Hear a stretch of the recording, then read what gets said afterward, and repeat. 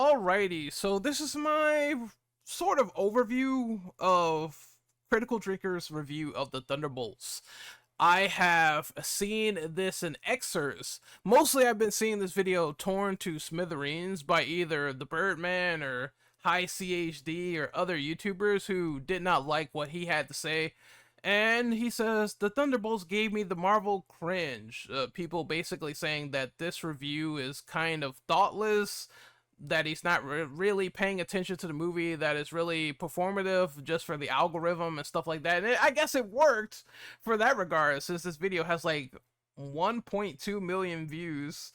But the comment section are basically roasting the hell out of him. It's basically roasting the holy fuck. Like, oh, Drinker has had way too many drinks. I'm just thinking, oh my god. So let's take a look at this. Let's do an overview and let's see what we think about it personally and why this proposed review is not really doing too hot. It's not the first time I've heard of Will Jordan, Critical Drinker. I believe he decided to review The Boys season 5 only based on audience score from Rotten Tomatoes, and that's it. And he was saying, oh, the audience score is always paramount.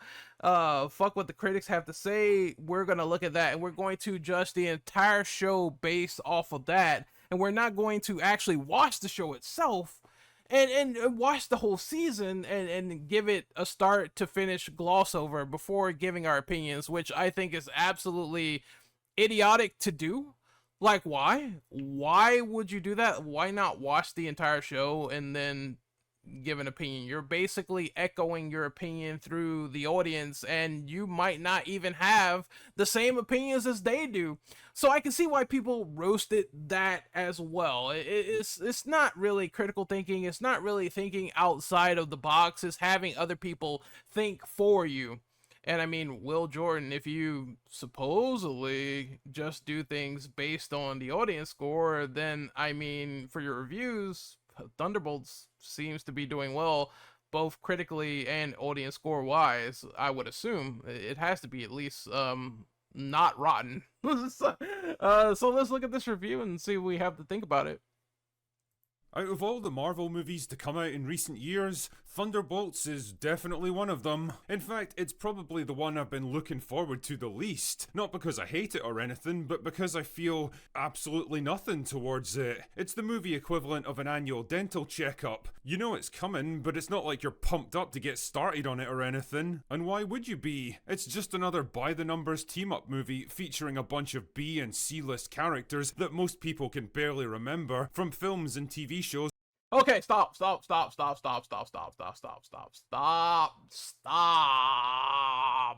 Okay. He said there are characters that people barely remember. And you know where I'm going at with this. The guy who headbutted the other guy here, Bucky Barnes, was in one of the most critically acclaimed Marvel movies, which was Captain America, the Winter Soldier, which people look back fondly on. So that is a character that is definitely well recognized, right? I mean, right? Like, bro, and I guess if you want to make an argument that, I mean, these are characters being shown and advertised in millions, if not $1 million movies, if not like legacy film breaking movies that are going to be advertising these characters in Doomsday, Secret Wars, and they will get more notoriety. And then another thing is that James Gunn himself, what people praise with the Guardians, making lesser known D-tier characters known in Marvel, is something they've been doing for a while now, trying to experiment and get that off the ground. Sometimes it had great success, like Guardians. Other times, not so much. Like, it didn't really land with Eternals. But the thing is that you can make a D-tier character known. Iron Man was definitely, like, not as popular as he was until the MCU fucking dropped. And that is a fact. You could say the same for Thor as well, because I just, maybe it's my bias towards Thor. I'm not really a Thor fan, but Thor was shot up. Definitely, most characters were due to the MCU. You could say, oh, other characters were always popular, like Spider-Man, for example. But that's just me sort of meandering and talking. But that point is dumb because Bucky Barnes is right here, bro. Like a very popular character, uh, that's well known right now in this movie. So that is a dumb point. from films and TV shows most of us didn't watch, taking on a I definitely think there are some things that people did watch, like for example, Captain America Winter Soldier. shows most of us didn't watch, taking on a nebulous But the TV shows, I don't know, like it depends. You have to factor that against the Nielsen's and what that did. I don't remember too many people, like if we use Falcon and the Winter Soldier, and I mean, uh, the guy that he's showing right here was not from a TV show, it's from Black fucking Widow. But if we use Falcon and the Winter Soldier, I think that did well, didn't it? It's time to do our detective skills against Critical Drinker. Oh God, AI, Google AI.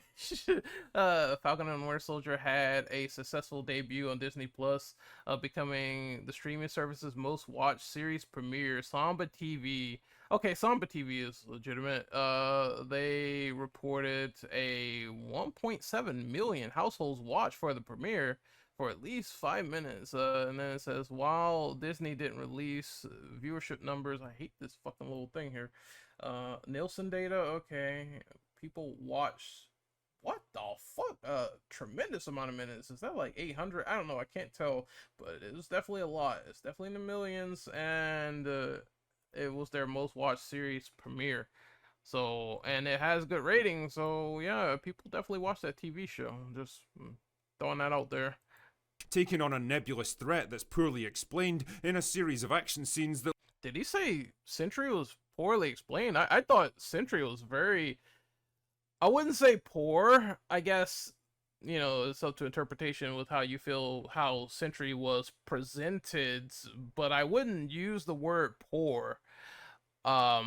At most, I would say, despite biases aside, I thought they explained him very, very straightforward with not only the fact that he is a villain that is dealing with all this depression and stuff and whatnot. He's not really even a villain. It's just what he has been molded out to be, and his inner demons is manifesting itself with the void and everything else, and his friends is trying to sort of save him from this ultimate loneliness.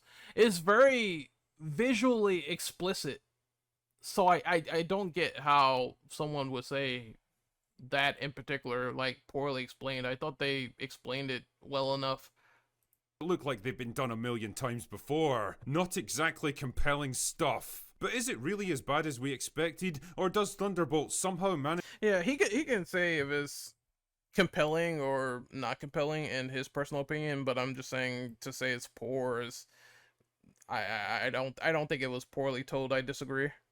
Or does Thunderbolts somehow manage to pull off a surprise win?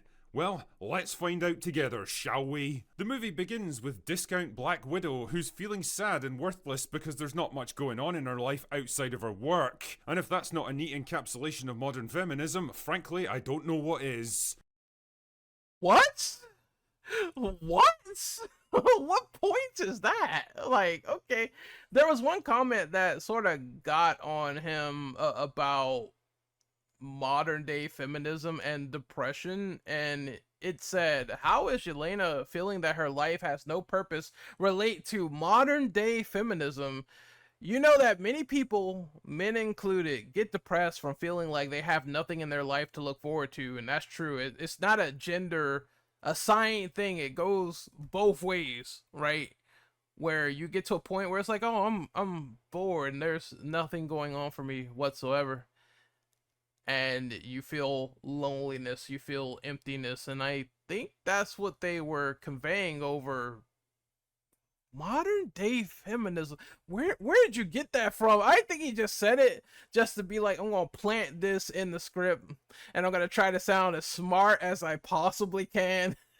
And it makes no sense. It's not a substantial argument of any of the sort of what the movie was trying to portray or anything. It's like you just literally made that up on the spot, and it makes no sense. Men and women can have depression of this stature. Explain, please elaborate. What are you talking about? Anyway, after completing her latest mission to blow up a lab in Southeast Asia, she's sent by discount Selena Meyer to infiltrate a high security vault in the middle of nowhere where an enemy agent is about to steal a bunch of classified secrets. Now, a normal person might think it's a bit suspicious that discount Selena Meyer apparently knows exactly when and where she's gonna get robbed, but well, I guess discount Black Widow isn't a normal person. But when she does get there, she finds John Walker, Ghost, and Task Manager waiting for. Wait, go back. I want to listen to this again. Discount Selena Meyer apparently knows exactly when and where she's gonna get robbed, but well, I guess discount Black Widow isn't a normal person. But when she does. I thought that was all set up and coordinated. And the film told us this. Like, Dave Fontaine was manipulating that to happen.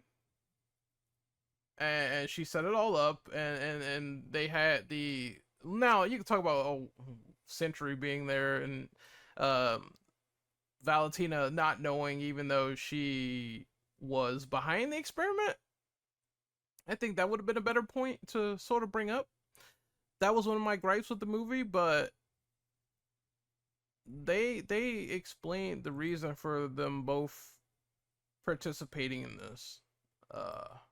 Which is not hard to understand. But it's like, oh, let's just base it on her life. She's not a normal person. She has depression, even though she needs to do something to fulfill that depression due to the fact that her estranged father and the fact that she's a Red Room sort of born child soldier, essentially. Oh, that's not plaguing the character at all. Everything's normal. Everything's fine. Don't worry about it. But when she does get there, she finds John Walker, Ghost, and Task Manager waiting for her. It turns out they've all been sent here to kill each other in a kind of circular firing squad because discount Selena Meyer is now under congressional investigation and has decided to erase all evidence of her dodgy activities, including everyone that she employs. Once they're sealed inside the vault, a self-destruct timer activates to vaporize the whole place. Not a great plan. Wow, it's lucky that they all happened to arrive here at the same exact time, otherwise this never would have worked. It's even more lucky that there was a 2-minute countdown to detonation, thus giving them fair warning and plenty of time to escape. It's even luckier that the power source for the sonic barrier preventing Ghost from unlocking the doors just so happens to be in the room with them. That's a good critique. I didn't understand that as well. That's actually a good criticism. It's kind of like, why is the power source in the room with them, and who was the architect that commissioned that shit? Oh, why would you put it in there so they know they would probably break it and try to escape? I think it would have been better if Ghost tries to phase through something or tries to get a power source from elsewhere outside of the room, maybe. But didn't they put like the sound barriers on the walls as well? So I don't know how they would have done it in a logical way, because the heroes have to escape. Maybe hacking. I think hacking would have been a nice way to say, at least it's not the dumb box in the room. We could probably try to hack something and get this off. I don't agree with there not being a timer, because I mean, if there wasn't a timer, there wouldn't be no Thunderbolts movie. So again, it has to be plausible enough where the heroes have to escape. So the power box in the room is dumb, but they also have to get out somehow. So I think hacking just it's a simple concept. But it would have been intense enough to probably work within those conditions. So at least the power box is not in the room in that scenario, how I would paint it. But really? Yeah, that's dumb. Really, that's something that I didn't like. Didn't ruin the movie though, because I still enjoyed it. But he has one. That's one for him.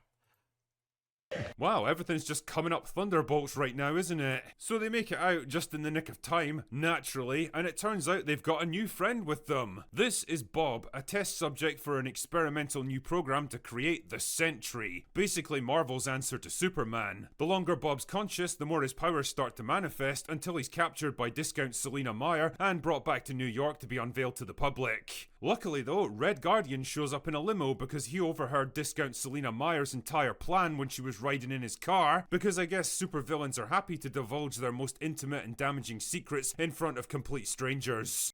Yeah. You know, one of my favorite pieces of media is Resident Evil, and do you know how many times Wesker has explained his plan to Chris?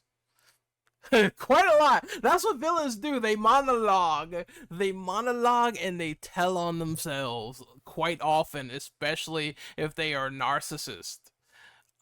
Which we've seen it time and time again. Even Thanos kind of talked about his plans a little bit in front of the Avengers. I mean, you got to have some exposition as to what is on the mindset of the villain.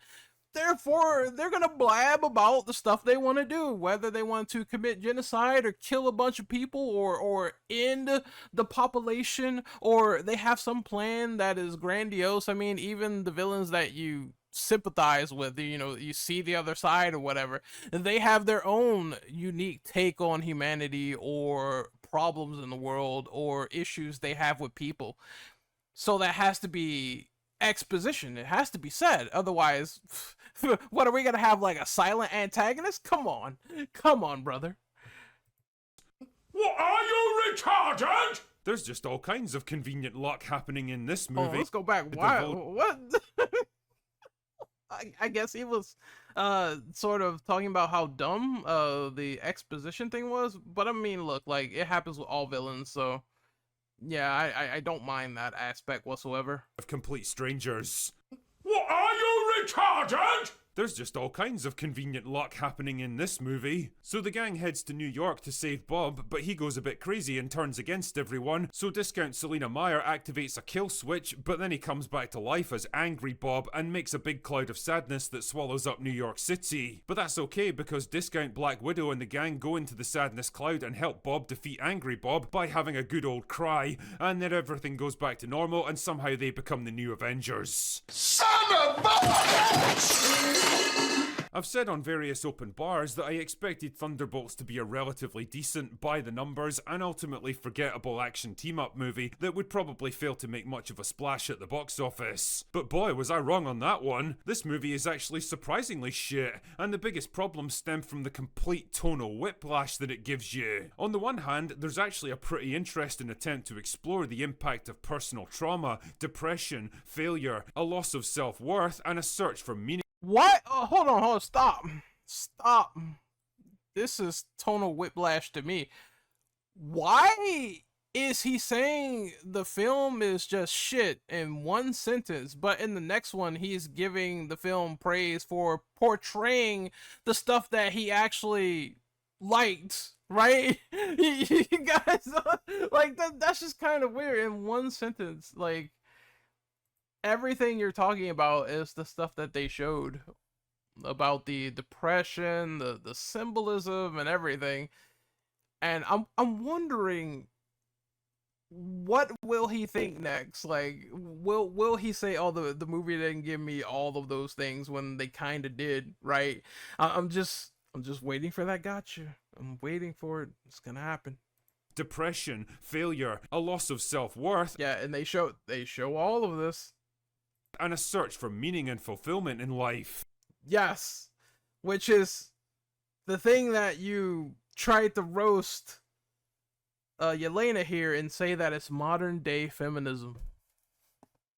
Drinker, are you even paying attention to the words that you're saying, bro? Which is why a lot of people don't like this review. It's like you're trying to squeeze in your own narrative while not analyzing the movie properly.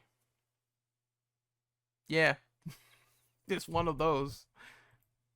There's hints of this with Yelena and the rest of the gang, broadly mirroring the trauma that haunts and ultimately threatens to overcome Bob. And holy shit, the performance by Lewis Pullman is by far the best part of this entire movie. The guy is able to switch from befuddled innocence to haunted victim to a terrifying godlike entity in the space of a single scene. I really, really, really like Sentry, but I really don't like this movie.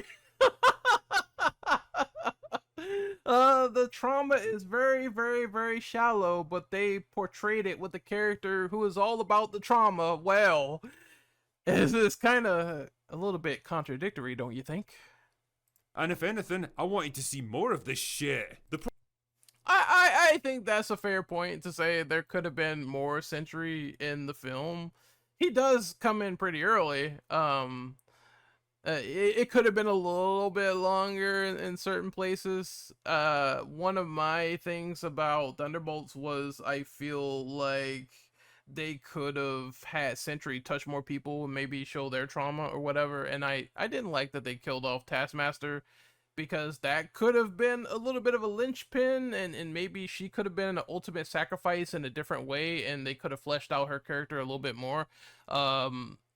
Versus just killing her like at 5 seconds in the beginning. But overall, I did like this movie a lot more than I anticipated. I do understand that going into it, the buzz probably wasn't as big as people were expecting. I do see that side of people thinking that it wasn't going to make as big of a splash as they were anticipating, but ever since Feige said, hey, we're trying to use this new creative team, we're trying to make some thunder, I gave them the benefit of the doubt. And when you give the benefit of the doubt and see some results and you are pleasantly surprised, and hey, maybe they are trying to make strides into giving the MCU the injection in the arm, because they have to at this rate. X-Men is coming. And those movies have to fire on a lot of cylinders. In my personal perspective, they have to fire even more than the Fox films. Problem is, the movie doesn't have time to give this stuff the narrative depth that it needs, and it ignores most of the struggles of the rest of the team altogether. Why? But you just pointed it out with Yelena, and you just pointed it out with one of the characters. Like, what are you talking about, bro? Because we need to make more time for Marvel humor, protracted action scenes, pointless exposition. Wait, hold on. Why is there a problem with action scenes in a Marvel Cinematic Universe movie? I would figure, like, as a fan, my price of admission is based on seeing not only cool presented characters and superheroes for the Marvel Cinematic Universe, but also action, which is a huge part of that. So it's like, oh, my problem is huge like what? Like huge protracted action scenes, and you're getting that, and it's just like, huh? Yes, I watch MCU movies for action. Of course I do. More time for Marvel humor, protracted action scenes, pointless exposition, references to stuff that most people didn't even watch, and more Marvel humor. Well, MCU movies always have humor. They always have references to other movies. It's called Marvel Cinematic Universe. Universe in parentheses, right? Because it's a shared universe of 30-something films and also TV shows. I would expect them to reference other things. I remember when people were complaining about the fact that they weren't leading up to Doomsday properly, and Thunderbolts is leading into that, and Fantastic Four with the post-credits, and now people are kind of happy about that. So you do have a happy little audience with what is going on so far, at least. But saying, oh, action scenes, bland, what? And most of the depressive symbolism and story and stuff you praise, now you don't want to see it. Make up your mind, like, what's going on? References to stuff that most people didn't even watch, and more Marvel humor. And this brings me on to by far... I think Red Guardian was funny. Most people liked him in the film. It didn't feel out of place or anything. He was the exuberant person on the team in the midst of these outcasts and argumentative people and folks with depression, you kind of need a little bit of goofball levity to spice it up, so it's not just all a dark and depressive DCEU romp that doesn't really lead to nowhere. And maybe they made a dance video, Suicide Squad, that came out in 2016, and many people hated the disparity and the epic tonal whiplash of that film versus this one. Oh man, it's like no matter what happens, Suicide Squad 2016 is still at the bottom of the barrel. The biggest problem with Thunderbolts. It's a tiny kernel of an interesting and serious idea buried under a mountain of all the usual shit that blights Marvel movies. It's like they heard all of the memes about the formulaic nature of their films, and instead of correcting themselves to counter it, they decided to lean even harder into it out of pure fucking spite. Not Isn't them doing more depressive stuff and symbolism and all that other stuff, and anti-heroes and villains teaming up, isn't that like different than some of the formulaic norm? Like, correct me if wrong, but I'm pretty sure that's why most people like Thunderbolts, is that it felt different in a lot of aspects, or it felt reminiscent to phase 1 of Marvel, which I keep hearing in reviews, which supposedly has withered away according to phase 4 and phase 5, right? Yeah, I don't get where he's coming from. He's just sort of trying to brute force his narrative like super hard. since She-Hulk have I watched a Marvel project trying so desperately hard to be funny and failing so spectacularly. I still feel like the humor is not as in your face as something like, I don't know, fucking what is the MCU movie that really tried to be funny? I would say Thor: Love and Thunder, with the bleeding lambs and the goats that got like super annoying after some time, right? Like, that's what people critique the film for. I don't think there's anything in Thunderbolts that is reminiscent to Taika Waititi off the ledge. Like, none. None. And all the humor was acceptable, in my personal opinion. It didn't really feel out of place. Character development in this movie is completely fucked. Ghost After you praised it, yes, it's totally fucked. is a character that I barely even remember from Ant-Man 2, so this would have been a perfect time to give her some actual personality and a narrative arc. Instead, she does almost nothing throughout the whole movie. Her powers are nerfed whenever they'd be inconvenient to the plot, which is... I agree with this, where they just nerf Ghost with the sound blaster or whatever. But again, he said, you know, going back to the stuff with Dave Fontaine and having research on these people, it's sort of to be expected, right? As for her role in the movie, it could have been larger. Maybe they could have explored her trauma, which I'm surprised they did not, because Ghost killed a lot of people. So that could have factored into some trauma, like, oh, look at all the people you killed. Maybe they could have pulled a Metal Gear Solid 1, but the rest is just fine. Like, she's fine for what she is, in terms of at least having... She has a personality. I mean, I enjoyed that aspect, but I do think her story arc could have been expanded upon, and maybe they could have signified her trauma a little bit more as well. But, you know, her quips or whatever, when she needed to talk and everything, I think that was fine.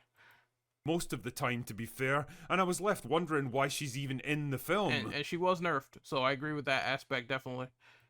John Walker exists for no other reason than to be wrong about everything and constantly mocked and belittled by the strong female characters around him. You know. Okay, this is where we go back to the video I made yesterday, where people somehow think that Walker is this flawless person where everything he does is right. In the movie portrayed that when he tried to use his super soldier serum to jump into a shaft, not knowing how vertically long the shaft was, but when he tried to jump up there and get out, he fell back down like an idiot. So Walker is definitely a patriotic man. He wants to be a good person. He wants to be, but his flaws and his mistakes overcompass some of that good, in my opinion. Did he learn some of his lesson in the movie? Yes, he did, by shielding Bucky and lying on the wire, so to speak. But Walker is not perfect by his own vanity, and that's what a lot of people seem to not remember, is that Walker is,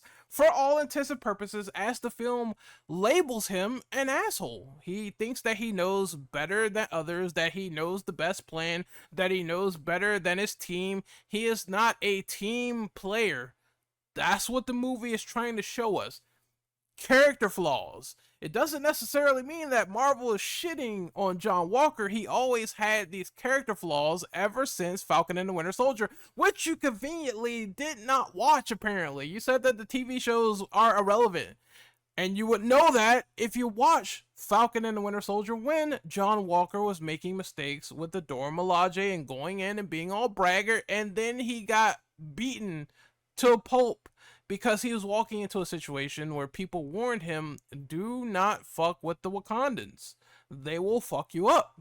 But instead, he tried to be, oh, I know everything. I know everything is better. I know this. I know that. Don't worry. I got control of the situation, when he really didn't. And that's the point of Walker's character. He is a good man who makes mistakes. Stop trying to defend Walker and ignoring all the negative aspects and focusing only on the positive ones. It's annoying. Like basically every other Marvel movie since Endgame, Red Guardian's still an obnoxiously loud. Again, that's so funny because Thor Dark World, bro. Come on, man. Like, not every phase was perfect, bro. Like, seriously. I remember when people were whining about Guardians too, even though I like that movie. People were kind of whining about, oh, it's not the best Guardians. Like, people still say that shit. So, Moron, proving the point that just shouting stuff really loud isn't a substitute. and I don't like that argument anyway, because people kind of neglect the good that the MCU has done in later phases with movies that were praised, like Shang-Chi, Spider-Man, No Way Home, now Thunderbolts. It's still good movies in the MCU after Endgame. I think that whole argument is still like a misnomer. For humor. Bucky's here because they couldn't think of anything else to do with his character. I didn't mind Bucky in the movie. I thought for the role he served, and same for John Walker, that it was fine. Point that just shouting stuff really loud isn't a substitute for humor. Bucky's here they're getting shot at, bro. Like, what do you want them to do? Like, communicate and whisper quietly while bullets are ricocheting in the back seat of the fucking car? What the fuck is that? What kind of criticism is that? Okay, motherfuckers getting clapped at with like heavy weapons, right?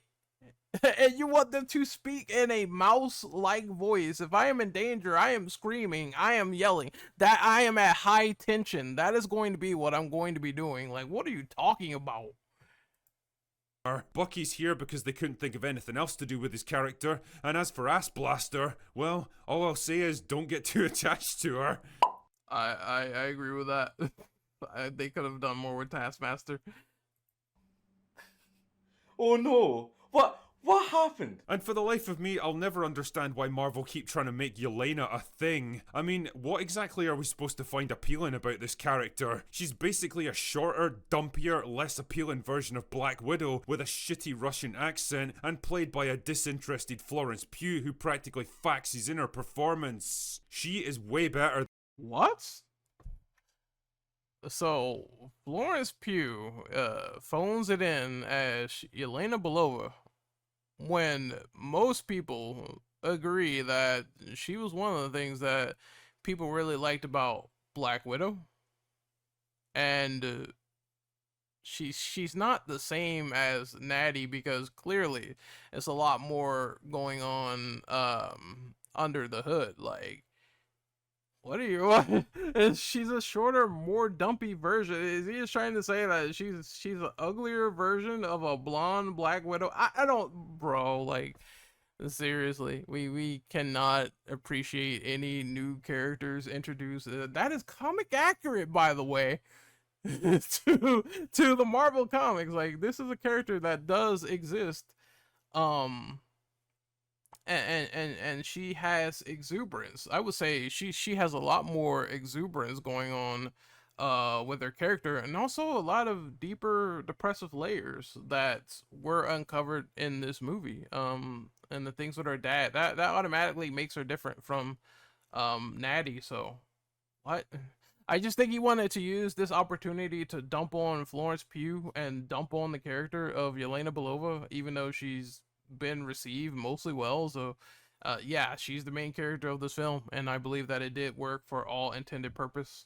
Way better than movies like this, and she knows it. We're better than So you just shat on Florence Pugh, but you also praised her in the same sentence, explaining how that works. Way better than movies like this. Yeah, and, I mean, what? way better in movies like this, but you just said that she phoned it in. So, I don't know. Exactly are we supposed to find appealing? She's dumpy and phoned it in, and she could have done way better in something else. Despite you being dumpy, Miss Pugh, I'm sorry about that, but still, goddamn, like, this is awful, dude. About this character, she's basically a shorter, dumpier, less appealing version of Black Widow, and played by a disinterested faxes in her performance. She is way better than movies like this, and she knows it. We're better than you, and we know it. You know, there's a phenomenon here in my country that we call the Scottish cringe, a kind of inherited cultural embarrassment that we all feel because we all know we're a bit shit these days. We never say it out loud and we don't really admit it even to ourselves, but deep down we all feel it. And the reason I bring this up is that, well, Thunderbolts is a perfect example of what I hereby dub the Marvel cringe. Watching this movie, I was struck by this weird feeling of embarrassment, not just for the people making slop like this, but for me as the audience. Watching a bunch of aging actors dressed up in their goofy outfits, reciting the hackneyed dialogue. What the fuck? Okay, now he just superheroes and super spies are dressing out like superheroes and super spies. The worst fucking thing in the world. Well, what am I watching? I'm not watching a superhero super spy movie. Oh no. I don't understand the perception of what a movie shows and portrays in the trailers before I watch it. No, I'm just going to completely say it's something that I didn't look forward to. It's like, I don't know what I'm getting myself into. Yet you speak for all the viewers, right? Like, bro, what the fuck? Like, I'm serious. A little bit of extra attention for you could go just a longer way, and just pay more attention, dog. Like, I guarantee you, it's not hard. It's not hard to do. You know what you signed up for. Like, come on, dog. Like, seriously. Like, I don't watch superhero movies for all these weird, lumpy costumes, all this other stuff. Like, what the fuck? I wish he would tell us at the end, what do you watch superhero movies for? Because costumes is gonna be the name of the game, the MO, no matter what. Like, what do you want to watch? Like, black leather spandex back in the past? Like, bro, come on, man. Jesus Christ. And the lame jokes, the physics-defying action scenes, and the overdramatic. It's superheroes. They're going to defy the laws of physics, okay? With what they can do, like, seriously. And do you see people in real life like Sentry fucking flying around like Superman? No, but it's a fantasy universe. Marvel Cinematic Universe with superhero characters. Obviously, they are going to defy what is theoretically not possible in our world. What? What a shit criticism. Villains, it's like watching a teenager who's still playing with action figures, or a woman in her 30s still listening to Taylor Swift songs, or a middle... At this point, he's just yapping, dude. Like, he's just... It is literally like a monkey just crapped inside of his oral cavity, and he is just spitting it all out. Like... It's so bad. This review, I can see why Drinker's review is giving me the cringe, because he's just saying stuff just to say it. Or a woman in her 30s still listening like, oh, it's like they're playing with action figures. Again, superhero, larger than life fantasy action film, of course, is gonna feel like that. And of course, they're gonna be selling toys. So, I mean, go figure, right? Taylor Swift songs, or a middle aged man still going to nightclubs. All of them Older character is out of place in film. I hate it, okay? But, I mean, dude, come on, man. stunted, unable or unwilling to accept that the world around them is changing and it's time to move on now.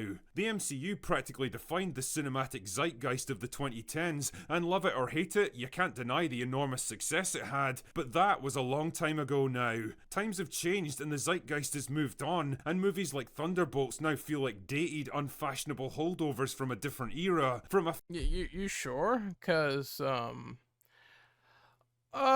sir, I just want to say, like, and you know where I'm gonna go with this, people. There were literally, what was it, like 5 million, 10 million people when they were announcing chairs for Avengers Doomsday, watching it for like 6 hours. So, people keep saying, the staying power for the MCU is just completely dissipated. It's completely gone now. But it seems there is still millions of people relatively interested as to what they are going to do next. So it's an era gone. I just think that people just want the MCU glory days, and if they get that, they will be fine. And that's something that you have not taken into account whatsoever, even pondered it, even questioned it. You just like, oh, I'm a doomer, it's all over. I'm doom scrolling, it's all over. Everything's over. And if these movies keep making like billions of dollars and shit like that, clearly it's not over, right? Or millions of dollars, clearly it's not over. Clearly there are people still putting butts in seats, even though movie theaters are nowadays super expensive. So again, and well, you could say that the Marvels flopped. That is true. That film did flop, and it was a few that was either disappointing or whatever in terms of box office. But MCU has still made billion-dollar movies even in Phase 4 and 5. It has happened. It has indeed happened. And I do think that with the restructure, we have Thunderbolts, which is on people's minds, that are it's well received right now. So we will see how the future goes. Again, anything can happen, so I don't think he's necessarily super wrong for kind of doom posting a little bit. It's just that given the history, he's saying that people are just super disinterested right now, and you got like fucking millions of people watching chairs for Avengers Doomsday, then I don't think that's full on disinterest. I think disinterest is things like the Sony Spider-Man-less Spider-Man universe, where nobody gives a fuck about that universe whatsoever, and it's just flop after flop after flop. Nobody cares where that's going. That's a true disinterest in the comic book realm for Sony's Spider-Man-less Spider-Verse. Nobody gives a fuck about that. I don't think that Marvel is even remotely on that level yet, and well, you have praised their success, so yeah. It's like you can't be any worse than the SSU. franchise that can't or won't accept that it just isn't that relevant anymore. A bottom of the barrel kind of movie, made to fill a release slot and keep the MCU grinding forward until the inevitable reboot comes along to start the whole process over again. That's so funny because he did say in the beginning of this video that no one was really looking forward to Thunderbolts, and it turned out to be a pleasant surprise to people despite all his logic. So that's just kind of fucking funny. I just think that's funny, bro. Scraping together whatever crap happened to be available and throwing it against the wall in the vain hopes that something, anything would stick. Well, I suspect that this one won't, making 2 failures in a row for Marvel this year. So he instantly dubbed it as a failure, and didn't it make his budget back? And well, I mean, if it gets any more, then it's not a failure. Just you have to ponder the possibility. Could it fail? Maybe. Could it not fail? Also a possibility. Like, why is it that creators like this try to dub something as a failure as shit sticks to the wall, and if it doesn't stick, then they come up with some other dumbass bozo argument. Like, I think people try to invest too much into the future as if they have time machines with sales, and when they are wrong, they cry about it. So it's just like, come on, just be 50-50. That's all I ask. Something has the possibility to fail, something has the possibility to succeed. Whether it goes one way or the other, don't get too pissed, because that's how the financial market works, right? Even good movies can fail, even bad movies can sell well. That's how it works. Be more nuanced with this. Now it all hangs on Fantastic Four, and honestly, I wouldn't want to put odds on that movie succeeding either. As You let me borrow your time machine, bro. Seriously. for Thunderbolts, I recommend you save your time and money and go do something better. No. I think the best thing I'll do is give this video a dislike and God, that was awful, dude. Oh my fucking god. 45 minutes. I want my brain and my time back. I lost IQ points watching that shit.